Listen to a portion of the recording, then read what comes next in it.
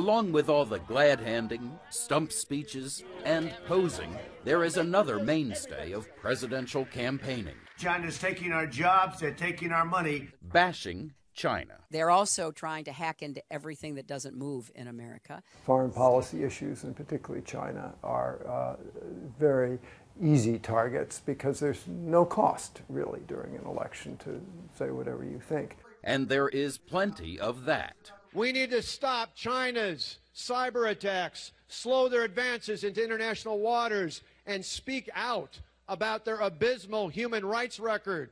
Scott Walker's campaign is petitioning to put the kibosh on next month's visit by the Chinese president, Xi Jinping. Trump said he'd offer a Big Mac instead of a state dinner.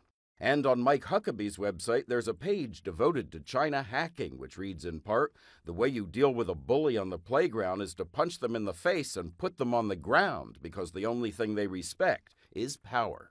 I think China should realize that they are creating a reaction that is not helpful to either their position in the world or U.S.-China relations. On the other hand, I think it would be most unseemly for a president of the United States to punch the president of China. With accusations of hacking into U.S. government computers, its provocative land reclamation in the South China Sea, and the major role Chinese currency devaluation played in shocking markets worldwide this week, recent Chinese behavior has been political red meat for presidential hopefuls. Let's talk about China. And poking China is nothing new. That's why on day one I will label them a currency manipulator. But a strange thing happens once the victor takes office. When the recognition of China's importance as a trading partner and nuclear power sinks in, there's often a softer, more diplomatic touch.